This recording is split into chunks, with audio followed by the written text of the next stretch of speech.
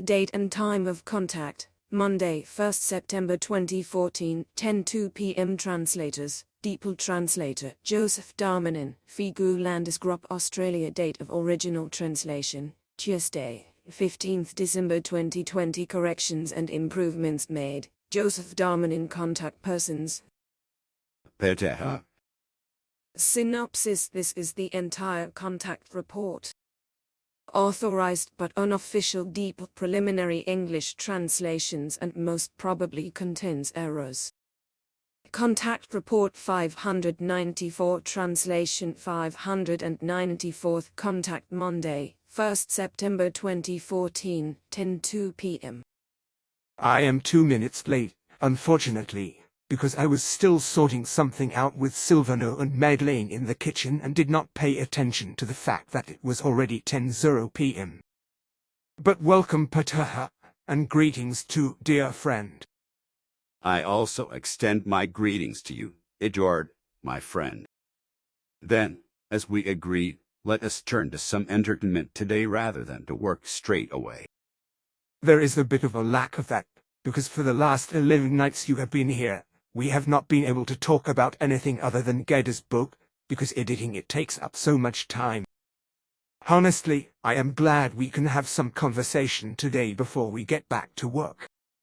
Then my question: have you expressed to Bernadette my wish regarding the summary and editing of all her articles written so far that relate to spiritual teaching matters in order to make the book work out of it? I have done that, and I have also mentioned that apart from such articles, other good remarks that only marginally deal with the spiritual teaching can also be processed in this book. However, I would like to make it clear that I will be able to look through everything when the whole thing is compiled. In doing so, I would also like articles she has written in relation to your personality to be included in the work as well, but everything should be listed chronologically. Because of the chronology, this has already been discussed with Bernadette, but there was no mention of articles relating to me in your proposal. I actually did not talk about that, because that idea developed after the fact, after I had already left. Oh, I see. Then I would like to hear your opinion on what the main causes of flooding are. Of course I know about that, like soil compaction, droughts and overwatered areas due to continuous rains, and so on. Your daughter Simiase spoke about this in the 1970s, and you also spoke about it in 2006, saying that Europe was becoming swampy due to heavy rainfall. Can you perhaps say something more specifically about that, please? Floods, as they have been occurring all over the world for some time now and will continue to do so in the future, are not simply caused by normal rainfall, but by enormous amounts of rain caused by climate change, for which human beings are undoubtedly to blame. The origin and the effects of this can only be found in the grievances and degenerating machinations that have been and continue to be caused by massive overpopulation. The degenerations caused by human beings with regard to the fauna and flora as well as the climate and the planet itself have brought the entire balance of nature into turmoil and to the brink of collapse, as a result of which nature has been reacting for some time according to the given law of causality. This means that the degenerate causes created by human beings with regard to nature and the planet, as well as the fauna and flora, are now, and have been for some time, producing the corresponding effects. A fact which, however, is still denied by the stupid and irresponsible. It does not want to be recognized that it is the human beings themselves who are to blame for the climate disaster, because large parts of nature, the climate and the fauna and flora have been destroyed, which has been done by nuclear and toxic contamination as well as by clearing rainforests, gigantic dams, building cities, destroying landscapes, correcting watercourses, exploiting earth resources and polluting the environment, and so on. But all this is also based on various irrational factors such as the irresponsible compaction of the soil with heavy vehicles, as these are used and employed in agriculture and in the soil cultivation industry, and so on, with excessive irrationality. Also the concreting over and asphalting of roads, paths and other areas promotes all kinds of mischief. Furthermore, floods are also caused by periods of drought, whereby streams, alluvial zones and other wetlands as well as lakes and rivers, but also gardens, fields, meadows, forest soils and fallow land dry out and harden to such an extent that they can no longer absorb or soak up water when there is abundant rainfall. This means that the rain can no longer drain away into the depleted and hardened soil, but is dammed up and leads to flooding. On the other hand, however, large floods are also caused by huge amounts of unusually heavy storm rainfall and by melting snow and glaciers, whereby these masses of water then overflow the streams, lakes and rivers, penetrate into the land and flood it. It is not uncommon for the land to already be so saturated by heavy rains and melting snow that the water masses can no longer drain away, accumulate and also cause flooding. Since overpopulation on Earth has become more and more dangerous to nature, and that floodplain areas have been built over with houses and roads, and so on, and are still being built over, the enormous masses of water caused by abnormal rainfall and storms, as well as by melting snow and glaciers, can no longer flow out into their natural escape routes, such as floodplain areas built over with houses, roads, buildings, and so on, when floods occur. Consequently, these floodplains, which have been built up through human irrationality and irresponsibility and converted into residential areas, are flooded, causing ever more severe damage to human achievements and also costing more and more human lives. This is in addition to all the fauna and flora that has been killed and destroyed and continues to be killed and destroyed by the irrational construction of structures by human beings. And this is a result of the increasing overpopulation and its lack of space, through which the water escape areas, as well as dangerous mountain slopes, volcanic areas and sea beaches, as well as stream, river and lake banks, are being built up to dangerously close to the water bodies with housing, and so on. If high tides or tsunamis and so on form, then the shores and beaches are flooded, and houses and buildings and other human achievements are swept into the waters and destroyed. Therefore, proper safety distances from human structures and so on to water bodies should be maintained. For example, in case of flowing or stagnant water bodies such as streams, rivers, and lakes, a minimum distance of 70 meters to the water bodies should be considered and maintained, depending on the size and dangerousness of the respective water bodies. Furthermore, a minimum height of 3 meters above the highest water level ever measured or to be expected is to be calculated. It is irresponsible to construct dwellings and other buildings and so on without taking this safety measure into account. In the case of the sea, the minimum safety height for buildings should also be 3 meters above sea level, while the minimum distance to the beach should be calculated as 200 meters. However, these measures only apply in relation to seas that are not at high risk from seaquakes.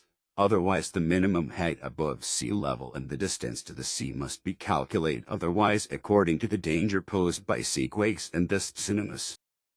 If I remember correctly, your daughter Synopsis said something along these lines back in the 1970s, and you have also spoken about this before. It may well have been about 15 years ago. But something else. Nowadays, food producers, especially farmers and vegetable and fruit and berry producers and so on, are making a killing with so-called bio products.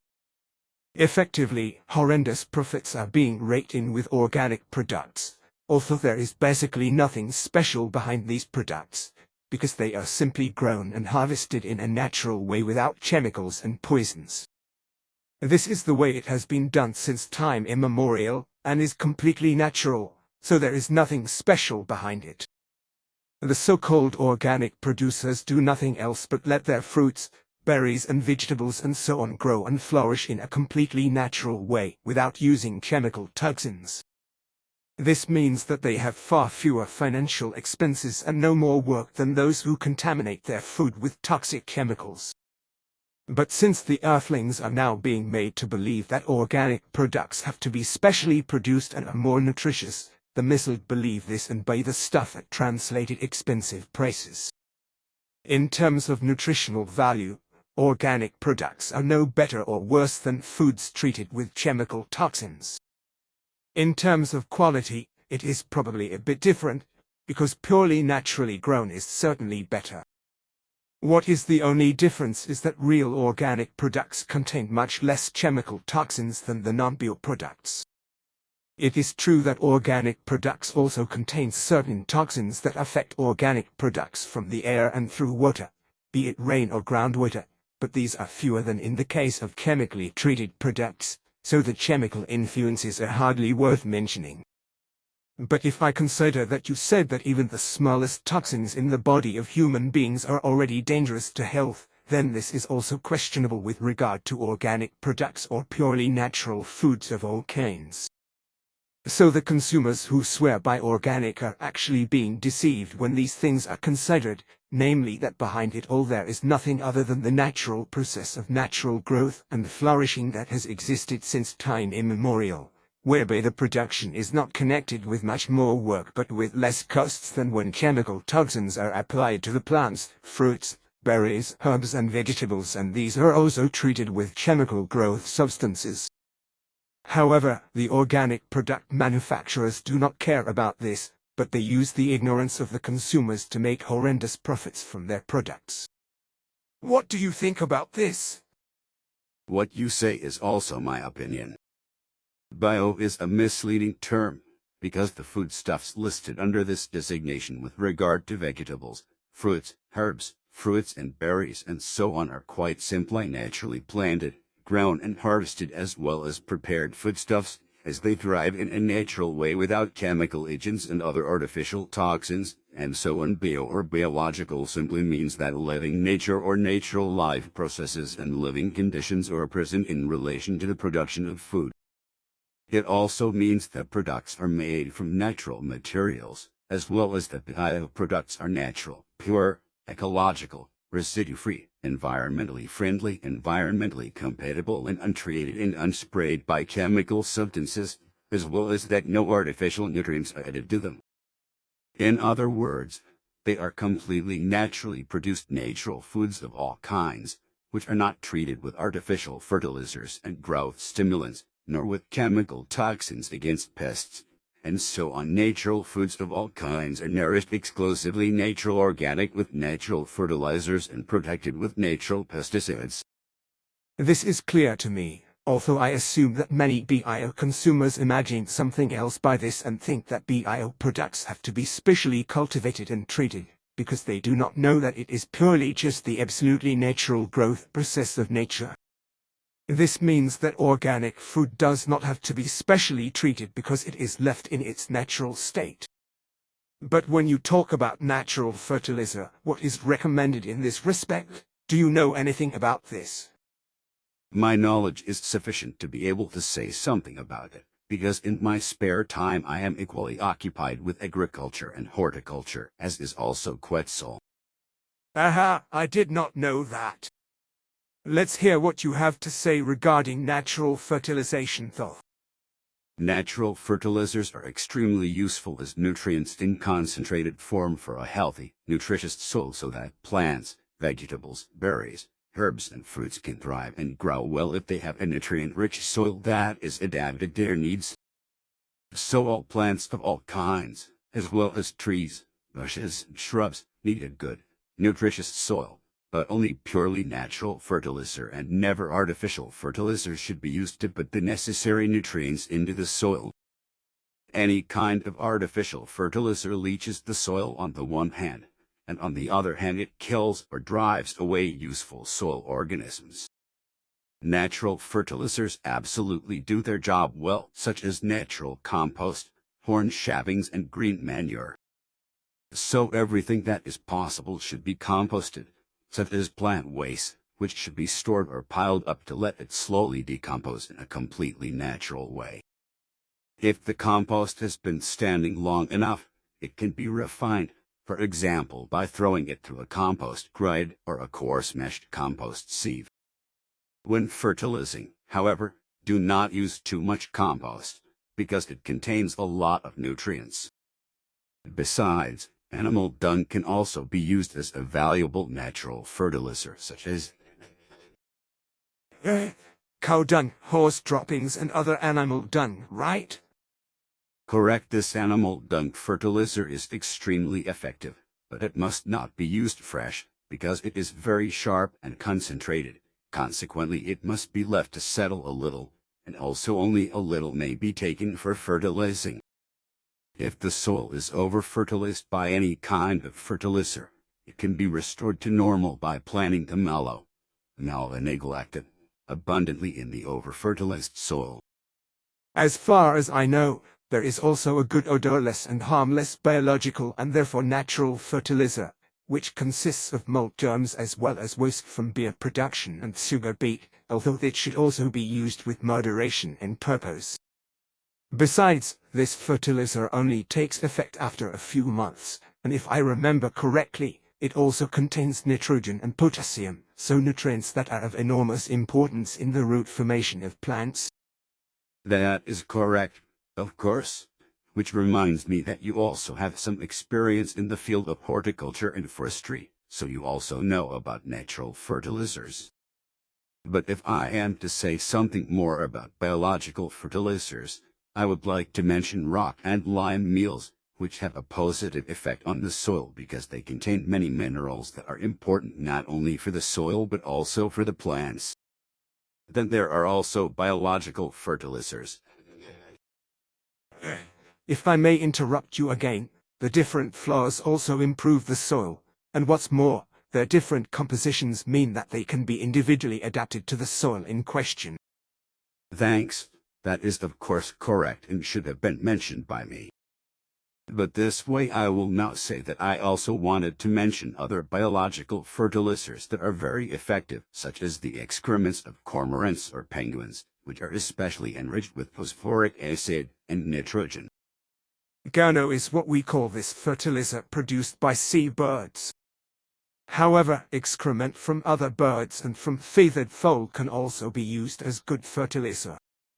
I am aware of that, but if we are talking about seabirds and feathered game, then we also have to mention natural fertilizers that come from animals, such as horn meal in particular, which is made from ground cattle horns, but also horn shavings, which are made by chopping up cattle claws. And before you describe their effect, I will say that these natural fertilizers neutralize the pH in the soil. Many human beings who are amateur gardeners often do not know what soil pH is, so it would be necessary for them to know something in relation to soil chemistry before planting a garden. The simplest knowledge in relation to a garden should be to take a pH reading in the soil to determine what the acidity or alkalinity of the soil is. The fact is that different plants require different pH levels if they are to thrive and grow correctly. If the pH of the soil is known, plants that thrive according to the soil pH can be used accordingly. On the other hand, biological means can also be used to change the pH of the soil in order to broaden or simply change the range of plants that want to be used. Taking a measurement yourself is not problematic, as there are various ways of doing this, where pH testers from the pharmacy, for example, can be useful. In principle, the pH of the soil does not have to be the same throughout the garden, because it can be freely changed to grow different plants. I know that the soil can be made less acidic if the soil is below pH 7, in which case simply add lime or wood ash to the soil. If the soil needs to be less alkaline, for example if it has a pH above 7, then this can be changed by incorporating organic material into the soil, such as spruce needles, peat or composted leaves. And what I want to say further regarding biological fertilizer, coffee and tea residues, when mixed with other natural fertilizers, are also good energy suppliers for the plants, whereby they can be scattered directly or worked into the soil. What are also very valuable biological fertilizers that can be made yourself are yolks made from plants, such as when stinging nettles are soaked in water and fermentation produces stinging nettle yolks. Compost liquid manure is also very good, which is made by mixing rainwater with compost in a container and then letting the whole thing steep until a brown compost liquid manure is produced, which is called compost tea. The following can be found on the internet, subsequently attached to the contact report about compost tea. Microorganisms activate soil life. Applications of compost tea. Compost tea is a simple an expensive soil and plant treatment method that can be implemented by oneself without large investments. Open source ecology. After the brewing process, the finished compost tea mixture is diluted according to the application 1 and is to be applied within a period of about 4 hours too. Optimal is the application shortly after a rain, or irrigation. In the evening hours, the soil should in any case not be too dry. Soil with low soil life should be treated 5 to 7 times at 1 month intervals in the first years, from April/May to September/October, after which treatments can be reduced to 2 times a year depending on the biological activity of the soil. The simplest method of compost tea application for soil activation is drenching, dilution ratio 1:5. It is particularly suitable for smaller cropland targeted applications in private gardens. Drip hoses are also more suitable for home gardens because they strongly interfere with mechanical soil cultivation on larger cultivated areas. Spraying, dilution ratio 1:10, as foliar application gets its special meaning in biological plant protection. The time of application depends on the need. The evening hours after rain are also optimal here. As a rule, leafy vegetables should not be sprayed at all for reasons of hygiene. Here, soil treatment to strengthen the plants is the method of choice. Adding compost tea to the sprinkler system or applying it by means of a cultivation sprayer has the advantage that the consumption can be better dosed and also makes compost tea interesting for larger stands. Compost tea can also be used when building up a compost heap. Dilution ratio 1:1. I guess it is not necessary for me to elaborate further then. Sorry, I guess I was a bit forward with my explanations. There is no need for an apology, because your explanations are in accordance with correctness. Actually, the only thing missing is something in relation to natural pesticides, which should actually still be said. But this would probably go too far, so it is probably smarter to mention a book that deals with this extensively. The title is Natural Pest Control Agents, published by Elmer Verlag by the authors Heinrich Schmotter and Jörg Huber. The ISB number is 978-38001-4754 and the price in EU 39.90. The book was published in 2005, has 264 pages, 36 tables, 50/photos and /illustrations and is hardbound. I am interested in that. Do you have it in your possession, and if so, may I read it each time I am here? That is unquestionable. You can also take it with you and study it if you clean it first, as is customary and necessary. I am happy to do that. Now we have talked about vegetables, berries, fruits and herbs in terms of fertilizing, whereas in this regard for my next question I would also like to include the trees, bushes and shrubs. As I know, all these plants also feel distress when they are somehow distressed, such as when they do not get enough moisture and nutrients, either by nature itself or by the unreasonableness of human beings. Even your father Svarth taught me that when the plants suffer distress in any way, they then send out help signals. Can you tell me how this goes on? What my father explained to you is that the plants of all genera and species, when they fall into some state of distress, produce and emit fine ultrasonic waves which are to be understood as distress signals. So plants of all genera and species, as you say, produce ultrasonic distress signals when they are in distress.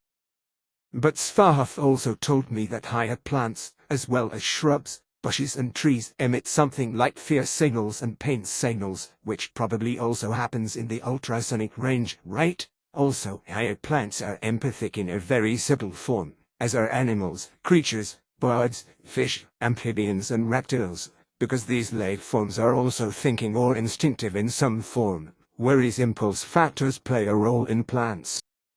What you have been taught by my father is of course correct. Which, unfortunately, has not yet been researched by our competent scientists and has therefore also not penetrated. With regard to the fine empathic abilities of animals, fish, birds, amphibians and reptiles, and so on, they are still diligently groping around in the dark, because this field of knowledge has remained unexplored up to now, probably simply because there is no interest in it. And since the truth that plants and animals, birds, amphibians, fish and reptiles of all genera and species and so on are empathically inclined is largely unknown, care is also not taken to ensure that they receive the necessary attention and care as well as treatment appropriate to their species. Moreover, it is to be said that it is precisely in the case of non-human living beings that we speak only of animals without referring to them according to their genus, as you Plejadians do and call all life forms by genus.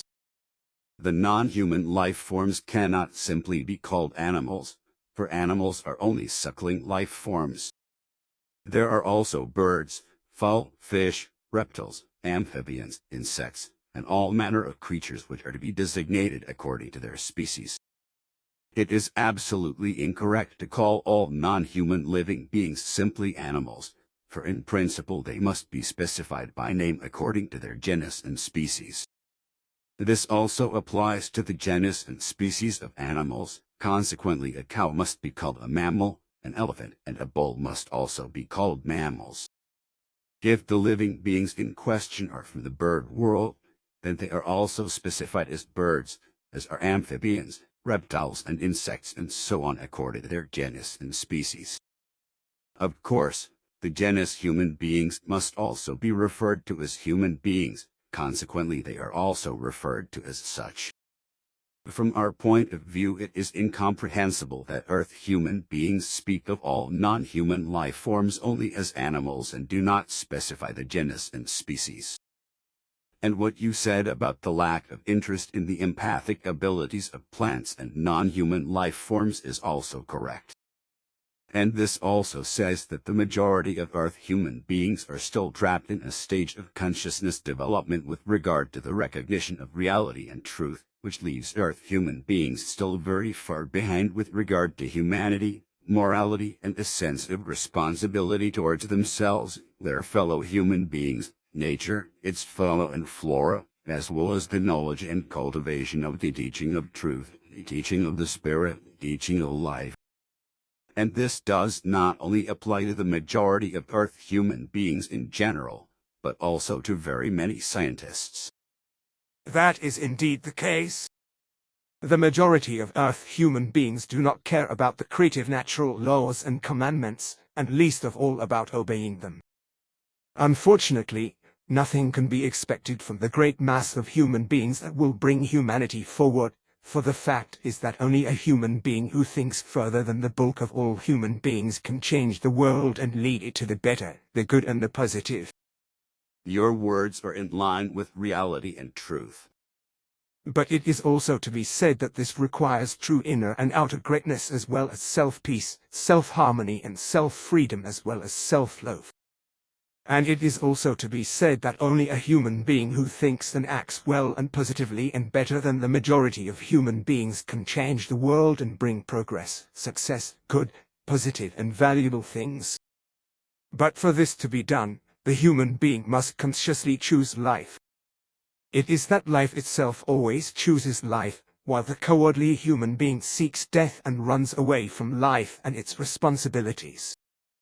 Obviously, we no longer get to turn to Gaida's book today.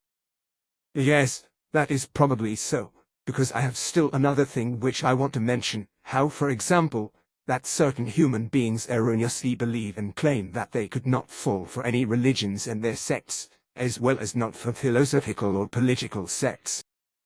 My opinion and experience on that to the contrary is that each human being is susceptible to it, namely, regardless of which descent he or she is, which education and which occupation and which opinion he or she has, if he or she recognizes not the creational natural laws and recommendations and follows them steadfastly and unswervingly in life. What do you think about that? What you say is right without discussion. However, on that it must also be said that a profound self-discipline as well as the necessary knowledge and the absolute certainty in regard to the rightness of the laws and recommendations belongs to that. Also the motivation and the will are just as important as the unflappable endurance and the power, and so on, to be able to resist, to rationality and intellect, all hostilities, dualism and compulsion, which arise in many kinds of forms and want to impair the whole of the resistance against the sectarianism of every kind of the right action and behavior. Actually, I was also going to sort of come to that, but I think your words are exactly correct and have expressed the necessities. I probably would not have been able to do it myself in such a short and concise way, because I probably would have needed more words. But I have something else. Still, even scientists argue about how the universe could have come into being. Among these people, of course, are many God believers who assume a divine power and intelligence as the origin of the universe and everything that exists in it, and also openly advocate this crazy theory.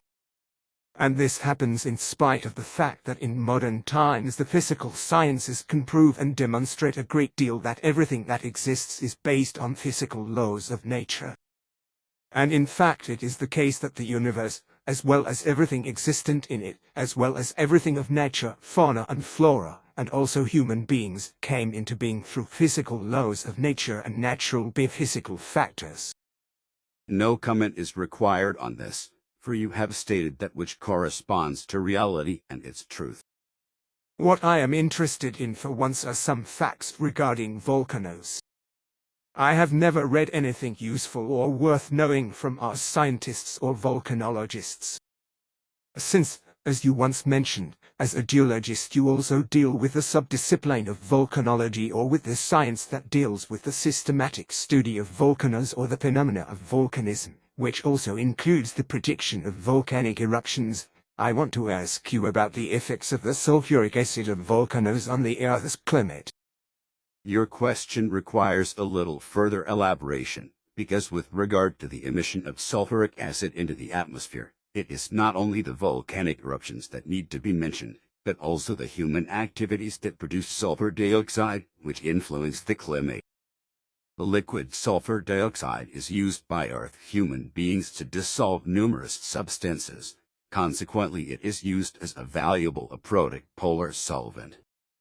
The sulfur dioxide is also used in the food industry as an antioxidant and preservative, especially in fruit juices, potato dishes, jam, dried fruit, and wine, which is, however, not exactly beneficial for the human organism as a whole. Sulfur dioxide is also used as a disinfectant and disinfecting agent. The sulfuric acid factor, which is connected with Earth human beings, is not the only one, however, for another is that there are also quite natural causes which have a damaging effect, such as causing climate change. This is also the case with severe volcanic eruptions, the variations in solar activity and inherent fluctuations in the climate system must also be mentioned. The radiative forcing from explosive volcanic eruptions always fluctuates, so consequently the sulfuric acid content in the atmosphere also fluctuates. Large volcanic eruptions always cause climate and weather anomalies, especially when there is particularly strong volcanic activity, because this then results in an increase in the sulfuric acid aerosol in the lower stratosphere.